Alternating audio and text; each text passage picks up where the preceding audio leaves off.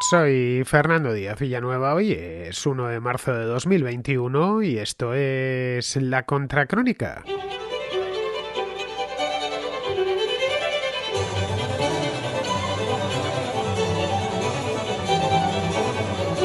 Teletrabajo, educación a distancia, consumo intensivo de contenidos en plataformas digitales y comercio electrónico. Todas estas cosas que hace solo unos años eran simples profecías de futuro que aparecían en las revistas y en algunos documentales son hoy una realidad. La pandemia de COVID-19 ha acelerado una serie de procesos que ya estaban en marcha desde hace más de una década y que se hubieran tomado pues tranquilamente otra década en consumarse. Pero en el último año nuestra vida ha cambiado tanto, de una manera tan drástica, que muchos de los hábitos que hemos adoptado, a veces forzosamente, otras veces de buena gana, de estos hábitos se quedarán, dando un nuevo aspecto al modo en el que trabajamos, en el que aprendemos, en el que recibimos información, en el que compramos y por supuesto en el que vendemos. Los confinamientos, el distanciamiento social y las persistentes restricciones a la movilidad durante el último año han impulsado la venta online, fortaleciendo de paso al sector logístico. Muchos consumidores que nunca habían comprado por Internet o solo lo habían hecho ocasionalmente se han pasado con armas y bagajes al comercio electrónico. Esto ha supuesto presión sobre el sector minorista, muchísima presión, que en apenas un año se ha visto abocado a una rápida transición, lo que se ha traducido en que algunas empresas que ya se encontraban bien posicionadas, hayan prosperado y crecido, mientras que otras están fracasando en el intento. Las empresas que se tambalean en estos momentos son aquellas cuyo negocio principal está en la calle, caso de la mayor parte de restaurantes, tiendas físicas, empresas que por lo demás ya se encontraban en crisis antes de la pandemia y abocadas también a una reestructuración. Pero este último año todo se ha acelerado.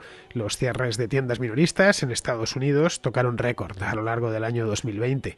Enseñas con mucha historia detrás, como el caso de JCPenney, que tiene más de 100 años de antigüedad, Debenhams o Skada es alemana concretamente, presentaron concurso de acreedores el año pasado y se encuentran en el alambre o directamente quebradas. En España, el Corte Inglés ha anunciado un expediente de regulación de empleo, el primero de su historia, y gigantes como Inditex, que es la compañía española tan famosa, la que pertenecen marcas muy populares como Zara o Bershka, anunció hace solo un par de meses que cerrará más de 1.000 tiendas en todo el mundo. Algo similar a la sueca H&M, que ha presentado ya un plan de cierre escalonado de establecimientos minoristas. El panorama, como vemos, es en cierto modo desolador, pero eso no significa que se haya dejado de comprar, que la gente se haya encerrado en casa y ya no compre nada. Simplemente se está comprando de otra manera. Para abordar este tema tan interesante nos acompaña hoy en La Contra David de Bedoya, analista financiero y director de inversiones de Nazca Capital, una muy buena gestora de fondos de capital riesgo con sede en Madrid que invierte en pequeñas y medianas empresas españolas.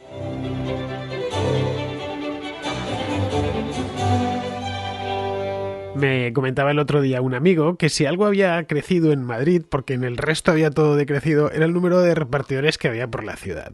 Entre los de Globo, los de Deliveroo, los del Uber Eats, más luego furgonetas por aquí y por allá, algunas de Amazon, otras que no se sabe muy bien qué es lo que llevan, pero que están circulando todo el día de arriba para abajo. Le comentaba que era lo normal, habida cuenta de que todo el mundo se ha pasado a comprar por Internet y por lo tanto está la ciudad a prácticamente todas horas, incluidos los domingos, lleno de repartidores. Ahí hoy se puede comprar prácticamente todo, incluso automóviles, podemos comprarlos por Internet, hasta las cosas más insospechadas, empezando por la comida, que cosas como pedir, hay gente que ya me consta, no es mi caso, pero hay gente que come y cena todos los días mediante Deliveroo, es decir, que pide la comida y pide la cena, sobre todo gente que vive sola. Bien, pues esto que me comentaba este amigo el otro día viene a ser una información indirecta de algo que está sucediendo y que está ahí fuera y que, como os comentaba en la introducción, se está operando un cambio real en nuestras propias calles. Esto es algo que no tenemos que ir a un polígono industrial a las afueras ni viajar al otro lado del mundo. Lo podemos ver según abrimos la puerta del portal. Pues bien, pues para hablar sobre este tema tenemos, como ya os he dicho antes, a David de Bedoya. Ya os he dicho, es un analista financiero, un gran tipo además, a quien conozco personalmente, una de estas personas inteligentísimas y con una cabeza privilegiada para detectar hasta el más leve aleteo de una mariposa dentro del tejido económico. Y lo digo de buena tinta porque he hablado mucho con él. Muy buenas, David, ¿cómo estás? Buenas tardes, Fernando. Buenas tardes a todos. Pues muy bien, la verdad, y te agradezco la invitación y tus palabras en la presentación. Bueno, vamos a ver, vamos con el tema ya, que ya sabes que aquí en la contra tenemos solo media horita para tratar temas complejos e interesantes. Bien, comentaba hace un momento que una de las cosas que estamos viendo, aparte de esto que me comentaba mi amigo de que no veía más que repartidores por Madrid, es que estamos viendo que están cerrando tiendas. Por un lado están los confinamientos y las restricciones múltiples a la movilidad que todavía padecemos, es que esto no ha terminado, y luego por otro lado la emergencia del comercio electrónico, que esto empezó hace ya tiempo.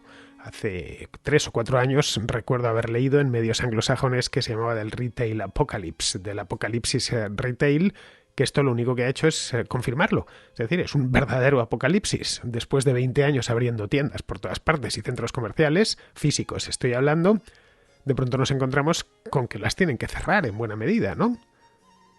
Correcto. Yo creo que aquí ha habido un gran cambio en los últimos años que no obedece únicamente a razones económicas, que ahora entramos, sino y sobre todo a los usos y costumbres de la sociedad, cómo hemos cambiado y cómo ha cambiado nuestra relación con el comercio y con los objetos que comprábamos.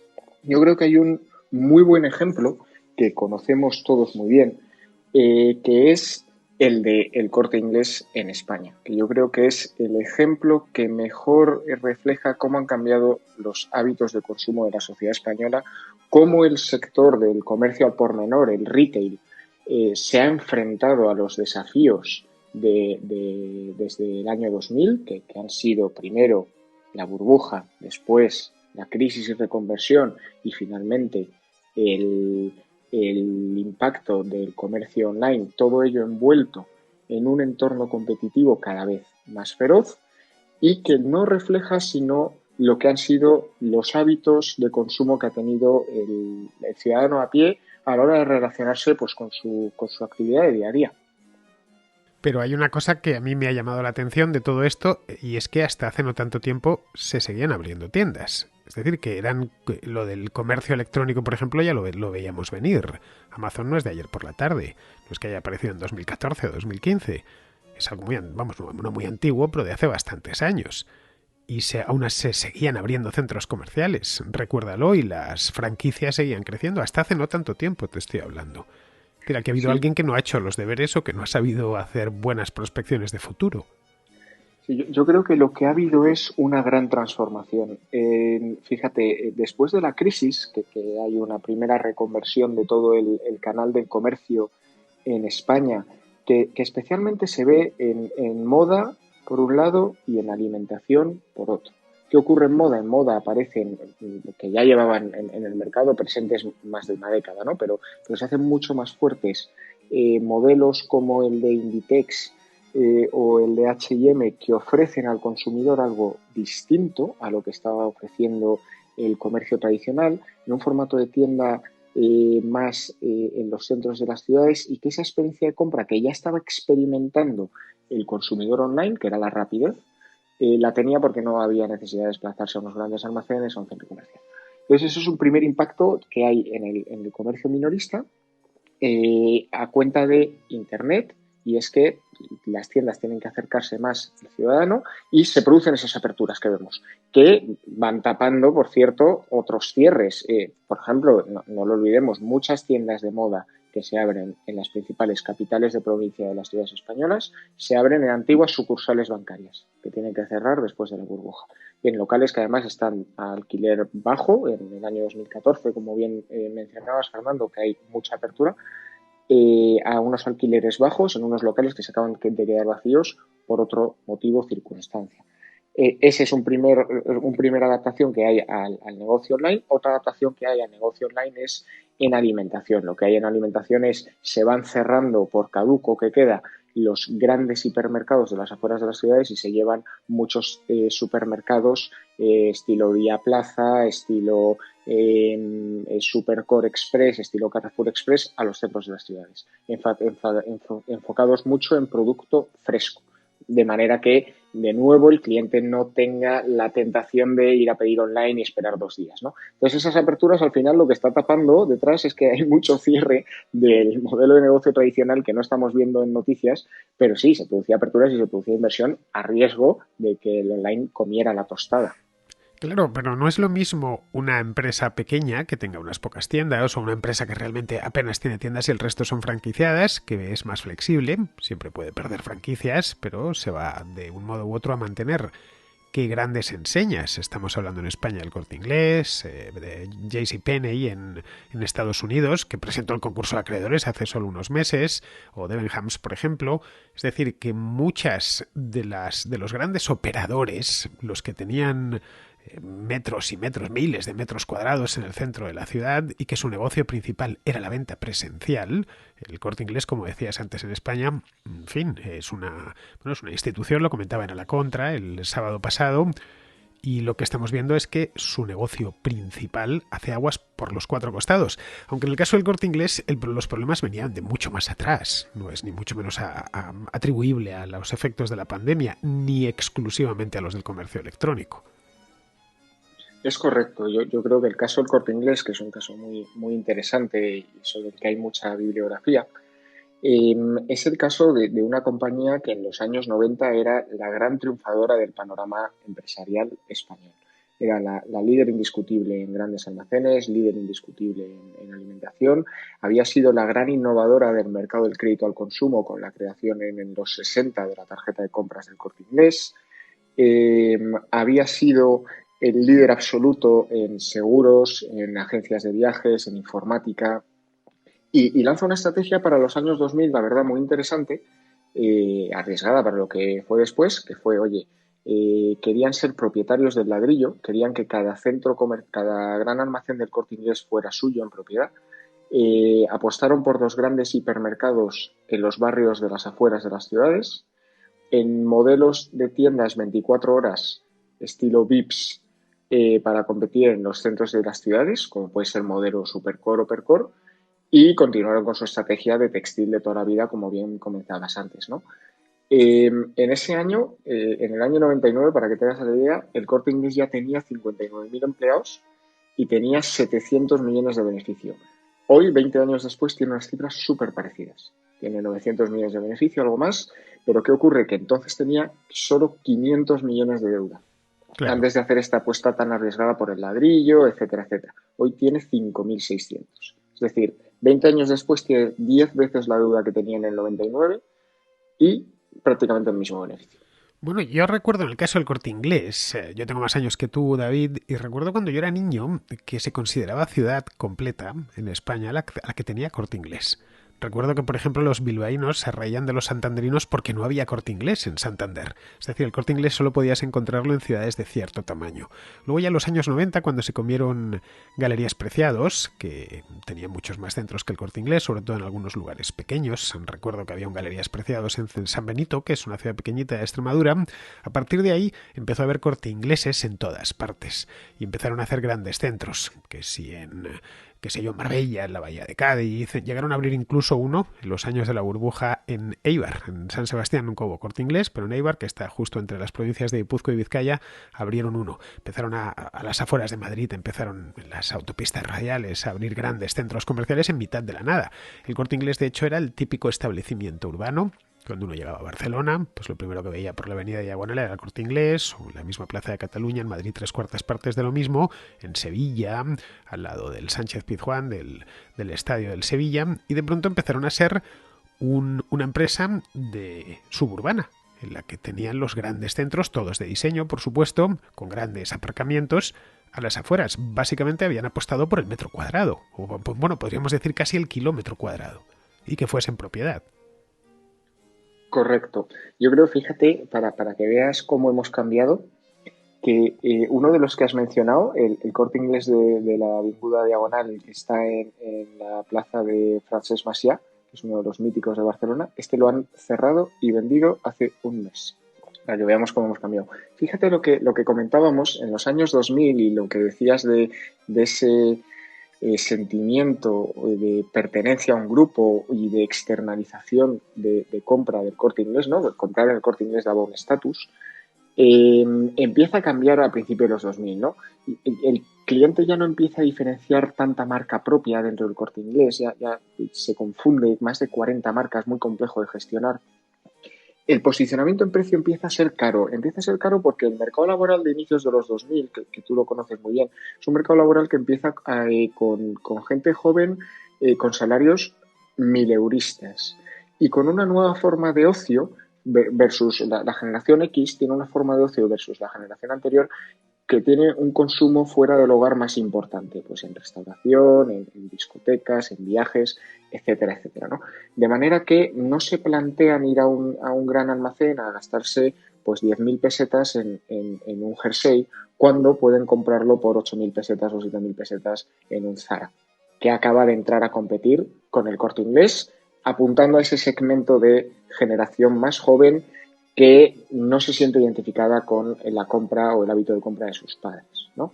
Tiene también en esa época ciertas tendencias demográficas adversas, muy interesantes, ¿no? Porque el gran crecimiento demográfico que hay en España en esos años y que impulsa, por supuesto, sus ventas, se produce gracias a la inmigración y a los hijos de inmigrantes que se posicionan en un estrato de renta que no es el consumidor del Corte Inglés. ¿Qué ocurre? Que también tienen el efecto bueno del viento de cola de que se alarga la edad de maternidad, las madres llegan más mayores y con trabajos más estables al primer hijo y pueden afrontar más gastos en el Corte Inglés. ¿Qué ocurre? Que todo esto el Corte Inglés no lo está viendo, igual que media España no lo está viendo porque estamos en la borrachera de la burbuja. En ese momento están contratando trabajadores a raudales. En el año 2002 tenían 74.000 trabajadores, en el año 2007 105.000. Facturando un poquito más solo.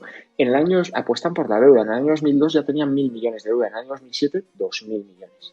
Y por culpa de la burbuja, no ven que sus ingresos están inflados y no ajustan su negocio. En un entorno competitivo que se recrudece por Inditex, por Mango, por marcas internacionales. Y porque en su gran cañón de proa, que es la alimentación, aparece un señor de Valencia que se llama Juan Roch y empieza a crecer con Mercadona en las grandes ciudades de España con un modelo totalmente diferenciado.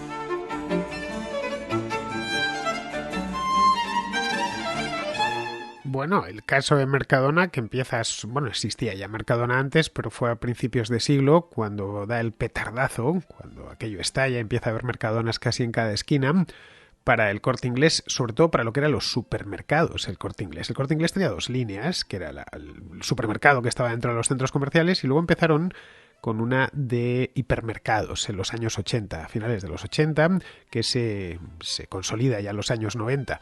Pero eso estaba a las afueras de las ciudades. El acierto de Roche y de Mercadona fue que sus supermercados por regla general están dentro de las ciudades.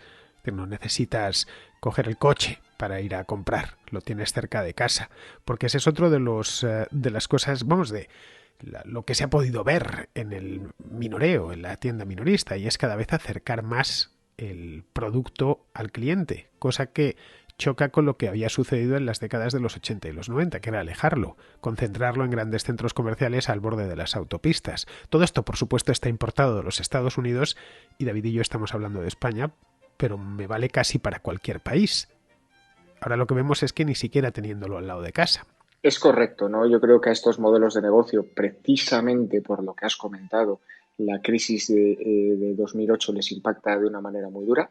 Tienen que cerrar muchas divisiones, cerrar centros, reducir el número de aperturas al año, pierden ventas, por supuesto, pierden la mitad del beneficio. El Corte Inglés, que estaba en 1.500 millones de beneficios, se va a 850 e incrementan mucho sus deudas. ¿Qué ocurre? En el año 2014 nombran como director general a Dimas Jimeno. Dimas Jimeno sucede en el cargo a Isidoro Álvarez cuando fallece, que lleva siendo director general del Corte Inglés desde el año 66, ¿no? Entonces Dimas Jimeno, quien por cierto empieza con una bonita polémica con nuestro querido amigo Fernando Nacho Escolar, porque el pobre le acusan de fascista y se revuelve contra el diario.es. Sí, lo recuerdo. Porque había ido de candidato en una falange, en una de las 200.000 falanges que hay hace muchos años, cuando era jovencito, ¿no? Correcto, buena memoria. Entonces, este hombre, pues, realiza una estrategia muy enfocada en alimentación para fortalecer la imagen de supermercados El Corte Inglés y competir contra, no quiere competir contra Mercadona y compite contra Día, Eroski, Alcampo, etcétera, ¿no? Enfocándose en los productos frescos, en una atención personalizada. Es el primer gran supermercado en España que lanza línea de productos orgánicos, bio y vegana. Apuesta por lo que se conoce por la omnicanalidad, es decir, oye, yo quiero tener modelos de hipermercado en las afueras de ciudades, en Madrid pues el de San Chinarro, por ejemplo, o el de Pozuelo, no lo cierro, que son barrios que están a las afueras de Madrid, son barrios dormideros, pero también tengo el supermercado de centro de ciudad y también estoy en online, ¿no? Ahí hace una apuesta muy fuerte este hombre por renovar 2 veces la página web, reduce el número de grandes almacenes y en el año 2018, que es el año en el que sale de la gestión porque ha habido siempre mucha tensión entre él y la familia Álvarez, había hecho crecer la empresa de 14.000 millones a 16.000 de ventas, el beneficio lo había llevado a 922, cuando él llegó estaba en 850 y la deuda la había dejado en 4.000 cuando él llegó estaba casi en 6.000, ¿no? ¿Qué ocurre? Que en ese momento está en clara desventaja en textil por Amazon, ya muy fuerte, por Inditex, Mango y H&M, y sobre todo ha perdido grandes áreas de actividad donde efectivamente ha sido Amazon quien le ha comido la tostada. Librería, papelería, tecnología, películas, música. ¿Cómo cubre todas estas pérdidas? Con las divisiones, que había lanzado otras divisiones el grupo en los años 90, teniendo que venderlas, mal venderlas o ajustándolas. Vende el 50% de la tarjeta de compra del Corte Inglés, de la financiera del Corte Inglés, al Banco Santander, cierra acuerdos para su compañía de seguros y desatiende la agencia de viajes por la alta competencia online. Así es como llega el grupo al COVID. Es decir, en plena transformación, que no había concluido, ni muchísimo menos. Correcto.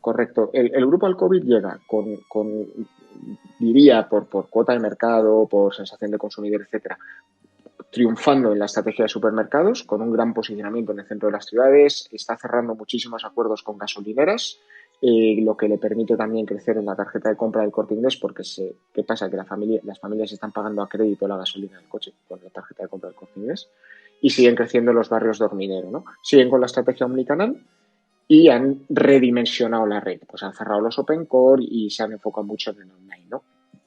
Informática El Corte Inglés, que es otro gran grupo, ha hecho una inversión muy arriesgada para competir con Amazon Web Service, abriendo un centro de procesamiento de datos de última generación, que solo hay 4 en España, en la Universidad de Murcia, una inversión de 15 millones de euros, súper potente. Quieren competir ahí con Amazon y con Azure, de Microsoft, y tienen un hueco porque han cerrado muy buenos acuerdos con grandes desarrolladores de Valencia y de Murcia y están cerrando un acuerdo muy importante con una empresa de Juan Roch de servicios informáticos. Ahí están triunfando también.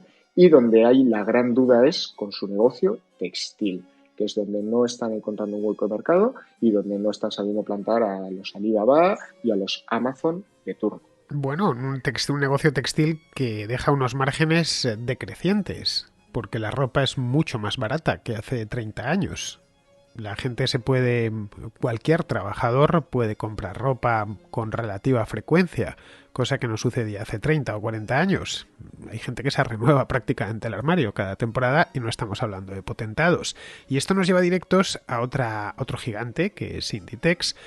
Inditex armó un poco de revuelo hace un par de meses, supongo que lo leerías, David, cuando esto fue en diciembre, antes justo del final de año, que dijo que iba a cerrar, eran 1.200 tiendas a nivel mundial. Claro, estamos hablando de un gigante gigantesco, como es el caso de Inditex, que tiene presencia en prácticamente todo el mundo.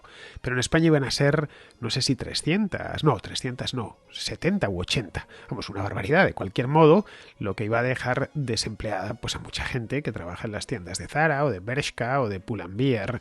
Bien, en el caso de Inditex es una compañía que se dedica no a la alimentación, no a los seguros, no tenía esa vocación holística que había acompañado siempre al Corte Inglés, que sus inversiones inmobiliarias no habían sido tan bestiales, es decir, no hay Zaras de miles de metros cuadrados a las afueras de las ciudades, pero que tiene una imagen de marca extraordinaria y una imagen de empresa también.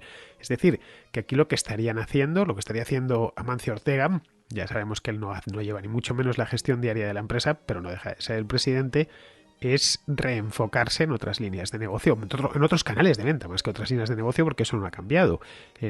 La plataforma de Internet para Zara, por ejemplo, es masiva hoy en día, cosa que hace unos años era novedosa. Es decir, que la gente compra ropa por Internet. Es algo llamativo porque por Internet no te la puedes probar. Yo siempre fui muy, pero muy escéptico con la venta de ropa por Internet o de zapatos. Decía, bueno, mal que bien, te los puedes probar en la tienda, hay un probador con un espejo y si no te queda bien pues te pruebas otra talla. Pero en el caso de Internet me sorprende la cantidad de gente que se cambia el armario y se lo cambia por Internet. Esto ha sido otra cosa llamativa y Zara está aprovechando eso, ¿no?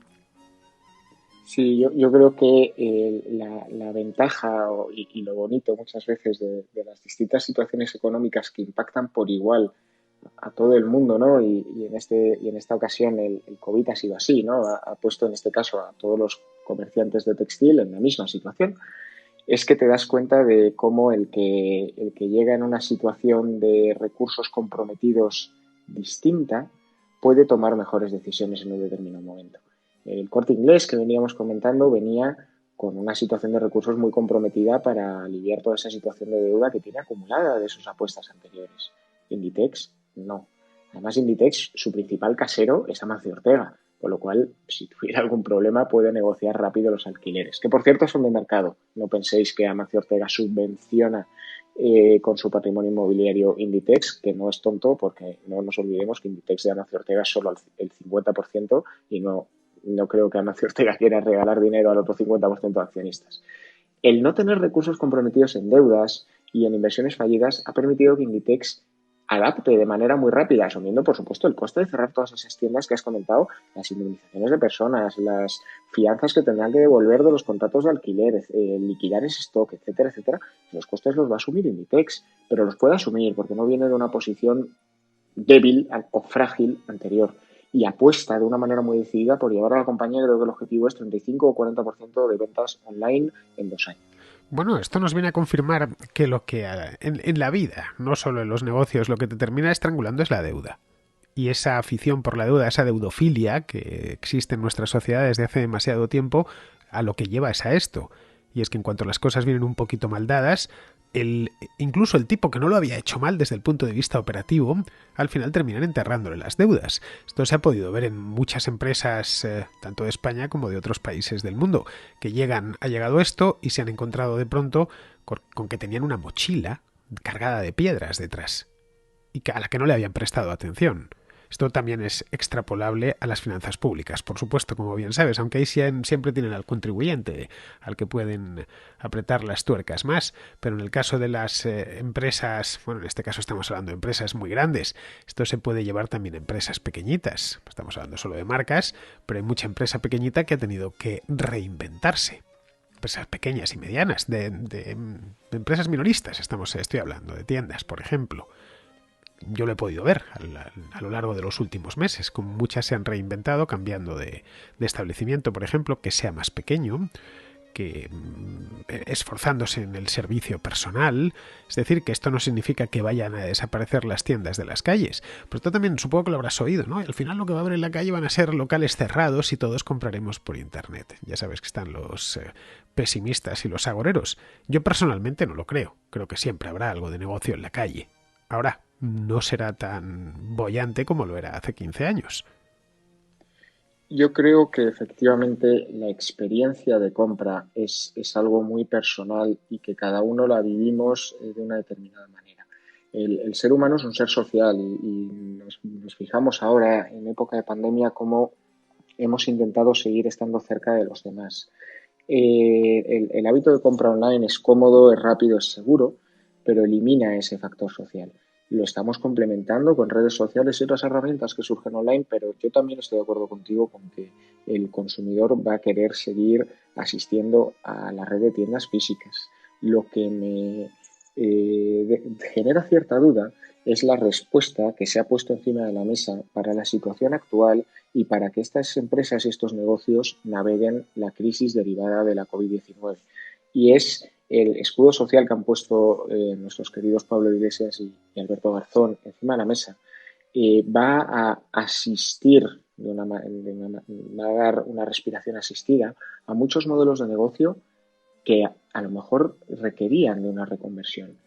El qué hagan con ese dinero y con ese escudo social y si se reconviertan o no para generar valor a la sociedad o bien no reconvertirse y drenar valor y pulirse ese escudo social, solo el tiempo lo dirá. Hoy tienen tiempo de tomar un camino u otro, pero claramente hacia dónde vayamos iremos más rápido hacia un modelo que se adapte más a las necesidades de un consumidor si hay más flexibilidad encima de la mesa. Si no, podemos estar andando un camino equivocado que nos cuesta mucho dinero a todos. Sí, porque al final en la calle hay lo que queremos que haya. Eso muchas veces lo ignoramos. Recuerdo hace unos años cuando empezaron a cerrar cines, salas de cine, vamos. Bueno, cines empezaron a cerrar ya en los años 80 con los videoclubs y la televisión, pero a partir del año, en torno al año 2005, 2010, aquel proceso se aceleró muchísimo. Abundaron durante un tiempo los artículos en prensa denunciándolo. Es el cinecidio. No puede ser. Calles enteras que estaban llenas de cines, como la Gran Vía, están mutándose en tiendas de ropa y tienes un caso. En la avenida, por ejemplo, es un H&M, antiguamente era un cine, y lo mismo sucede en varios de la Gran Vía. Y esto, claro, no es posible. Bueno, pero usted iba al cine. Era la primera pregunta a la que cada vez que me venía alguien con esa cantinela. Bueno, yo ya es que, bueno, pues el movimiento se demuestra andando. Al final la Gran Vía es la Gran Vía de nuestro tiempo, es como queremos que sea en nuestro tiempo. La Gran Vía de nuestros abuelos era distinta, la de nuestros padres también. Por lo tanto, las calles de las ciudades de dentro de 10 años serán como queramos que sean, en función de lo que busquemos en ellas. Y no hay mucho, no hay que darle muchas más vueltas, a no ser que el gobierno se entrometa y decida financiar, mediante con el dinero de los demás, evidentemente, empresas inviables. Eso es así, no tengo nada que añadir a tus palabras más allá de que estoy completamente de acuerdo y que ahora mismo con todo lo que hay encima de la mesa de ayudas y tiempo podemos estar o ante un gran cambio transformacional que nos beneficia a todos o ante una época de gran incertidumbre a la que veremos cómo sobrevivimos si se dan tensiones de liquidez. Yo soy optimista, siempre lo soy. Creo que, vamos, optimista en tanto en cuanto soy optimista con el género humano, no necesariamente con esta o con tal empresa. Sé que algunas empresas lo van a tener más complicado, otras menos. Comentaba el otro día en este espacio que hago cortito por YouTube que se llama La Contra, que el Corte Inglés, mal que bien, vamos a volver con el tema del Corte Inglés, tiene mucho patrimonio, es decir, puede financiar su transformación todavía hoy, ¿no? Sí, bueno, efectivamente hay empresas que están en disposición de darle la vuelta a la tortilla, pero yo creo que va mucho más allá de, como tú bien decías, de la situación de una u otra empresa, ¿no? Yo creo que va que ahora mismo estamos en una situación de, pues lo dicho, ¿no? De gran incertidumbre, pero también de gran comprensión. No hay nerviosismo por el lado de acreedores, no hay impaciencia por el lado de los accionistas y eso puede hacer que esa reconversión que tú mencionas y que ese optimismo para los próximos meses sea posible. Yo también soy optimista para los próximos meses y soy optimista con que estas grandes empresas y también las pymes y también las empresas familiares estén usando este tiempo que nos ha dado extra el COVID de estar en casa, de conocer mejor a tu cliente y de muchos meses de sequía de venta para reconvertir su negocio, porque no hay nada que incentive más que tener un negocio de un autónomo que lleva 2 meses sin ingresar. Yo creo que a esa persona se le ocurren todo tipo de ideas que le animan a seguir reinventándose, a transformar su forma de trabajar y al final a salir adelante. Por eso yo también creo que en los próximos meses van a ser buenos una vez concluya el plan de vacunación. Sí, que esto a fin de cuentas le quedan todavía unos meses, esperemos que no muchos, pero como decía la semana pasada, pues la luz al final del túnel ya la tenemos, está lejana, eso sí, pero vemos luz, cosa que no hemos visto a lo largo del último año. Bueno, pues con esto ya vamos a ir terminando, David, muchísimas gracias por habernos acompañado hoy, ha sido muy interesante hablar contigo, espero que vuelvas. Fernando, la verdad que para mí es un auténtico honor. Yo llevo siendo escucha muchos años y nada más que agradecerte de nuevo la oportunidad y que cuentes conmigo para el futuro, para lo que quieras. Lo haré. No hace falta que me lo digas 2 veces. Bueno, podéis darle seguimiento a David. David es joven, pero como decían en los 90, pero sobradamente preparado. Muy sobradamente preparado. Ya os he dicho desde al principio que es de los tipos más inteligentes que he conocido mucho, que he conocido en mi vida. Muy inteligente. y creo que ha quedado más que demostrado a lo largo de este programa. Muy bien, pues nosotros nos vamos a ir yendo ya, vamos con Pizarro, que nos habla pues precisamente de lo que os decía antes, de la luz al final del túnel. La luz al final del túnel es la suma de contagiados supervivientes más vacunados, que conforman una masa creciente de inmunización y que supone una cuenta atrás para la capacidad del virus de encontrar huéspedes. Las medidas de contención basadas en la restricción de movilidad y reunión junto a las medidas de distancia, higiene y barrera han demostrado ser eficaces pero inconstantes porque al ser enormemente trastocadoras de la economía y de la sociabilidad, dependen del pánico y son agotadoras. En el 2021 se va a contener la pandemia. Los factores para ello habrán sido múltiples, pero habrá quien se adjudique méritos de otros o exagere los propios para rentabilizar el logro de haber controlado en tiempo récord una enfermedad infectocontagiosa de repercusión planetaria. La felicidad de salir del túnel será inmensa, tan solo ensombrecida por el recuento de bajas, el pasajero dolor ocular y cierta sensación de vulnerabilidad. Un cordial saludo de Pizarro. Y con esto, queridos amigos, damos por concluida ya esta contracrónica del primer día del mes, del 1 de marzo. Es un mes curioso porque, aparte de que empieza la primavera, y es una buena noticia, al menos en el hemisferio norte, pues se cumple un año de que empezó esta pesadilla. Así que vamos a ver si a los 365 días de que empezase todo esto lo podemos ir dando por cerrado. Muy bien, queridos amigos, pues con esto me despido de vosotros. Hasta mañana.